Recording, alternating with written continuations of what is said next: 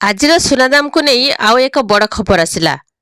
America, Israel ଏବଂ Iran ମଧ୍ୟରେ ଚାଲିଥିବା ଯୁଦ୍ଧ ଯୋଗୁଁ ଦେଶର ସୁନା ମୂଲ୍ୟ ସାପ୍ତାହିକ ଭାବରେ ହ୍ରାସ ପାଉଛି। ଗୋଟିଏ ସପ୍ତାହ ମଧ୍ୟରେ 24 କ୍ୟାରେଟ୍ ଏବଂ 22 କ୍ୟାରେଟ୍ର ସୁନାର ଦାମ ସାମାନ୍ୟ ହ୍ରାସ ପାଇଛି। ଆସନ୍ତୁ ଦେଖିବା ଆଜି ଆପଣଙ୍କ ସହରରେ କେତେ ରହିଛି ଆଜିର ସୁନା ଦାମ। ଆଜିର ରେଟ୍ ଜାଣିବା ପୂର୍ବରୁ ଭିଡ଼ିଓକୁ ଲାଇକ୍ କରନ୍ତୁ। ଚ୍ୟାନେଲ ସହିତ ଯୋଡ଼ି ହୋଇ ରହିବା ପାଇଁ ଚ୍ୟାନେଲକୁ ସବସ୍କ୍ରାଇବ୍ କରିକି ରଖିଥାନ୍ତୁ।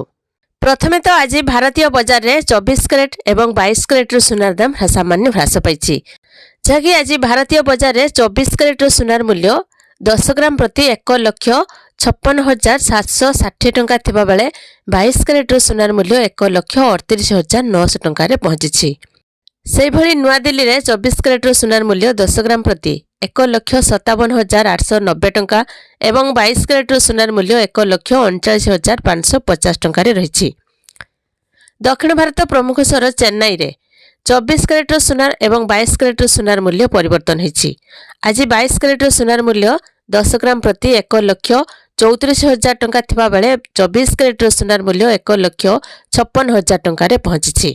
ଓଡ଼ିଶା ରାଜଧାନୀ ଭୁବନେଶ୍ୱରରେ 24 କ୍ୟାରେଟ୍ର ସୁନାର ମୂଲ୍ୟ 10 ଗ୍ରାମ ପ୍ରତି 1,58,790 ଟଙ୍କା ଥିବାବେଳେ 22 କ୍ୟାରେଟ୍ର ସୁନାର ମୂଲ୍ୟ 10 ଗ୍ରାମ ପ୍ରତି 1,43,000 ଟଙ୍କାରେ ରହିଛି। କଟକରେ 22 କ୍ୟାରେଟ୍ର ସୁନାର ମୂଲ୍ୟ 1,44,560 ଟଙ୍କା ଏବଂ 24 କ୍ୟାରେଟ୍ର ସୁନାର ମୂଲ୍ୟ 1,56,000 ଟଙ୍କାରେ ରହିଛି। କୋଲକାତାରେ ମଧ୍ୟ ସୁନା ଦାମରେ ପରିବର୍ତ୍ତନ ହୋଇଛି।